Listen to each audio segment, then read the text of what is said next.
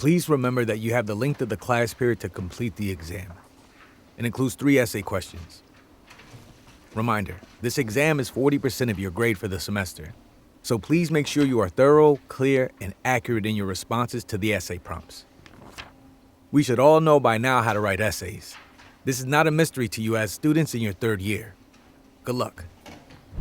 I don't know. I don't think it went that well. The thing is, it wouldn't be so stressful if it wasn't basically half of our grade. My other exams aren't so extreme, and I feel like they're less terrifying because we have other assignments that can help our grade. Like, if I don't do that well on those finals, it's okay, because we have all these journals and presentations and stuff where I get full points. I know, same. It seems like he's never happy with how I write, and I just don't understand. He makes it sound so obvious how we're supposed to do it, but I have no idea what he actually wants. Like, what does it mean that we should all just know how to write by now? It's not like we've all taken the same classes or learned the same writing strategies. My other teachers always say I write well, but my grade on his last exam was so low. I wish he would just explain what he thinks makes good writing, because if everyone else is okay with how I write, I don't know what I'm doing wrong here. So the teaching practice I want to cover right now is opaque assessment, or when students do not understand how they're being graded and why they're getting the grades they're getting.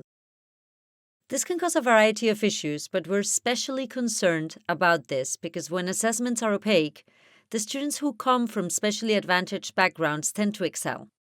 Students who are first generation or who don't have that access or social understanding of academic language, for example, are put at a disadvantage. Something that we have learned is effective is providing very clear, specific rubrics.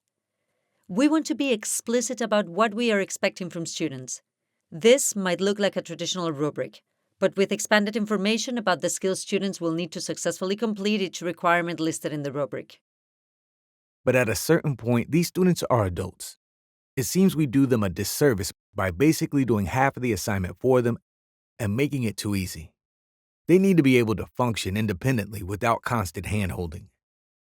There is definitely a balance we want to strike, but as educators, we want to make sure we're assessing engagement with the material rather than a student's social background or prior knowledge of academic norms, right?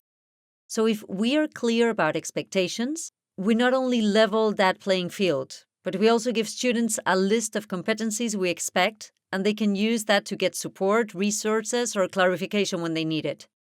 But the workplace won't assess their engagement with the materials. If we do this here, these students will not be prepared for real public health jobs or faculty jobs if they're given this much help.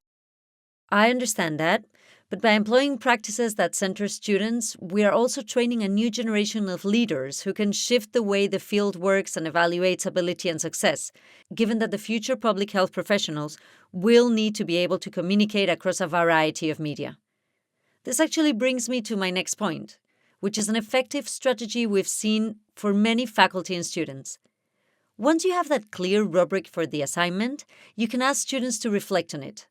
This can mean identifying their strengths and weaknesses or thinking about what knowledge they need to be successful at that specific task.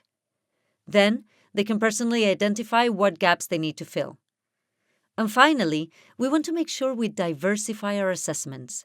Relying only on an exam or only on long writing assignments may not allow students to fully engage with the material.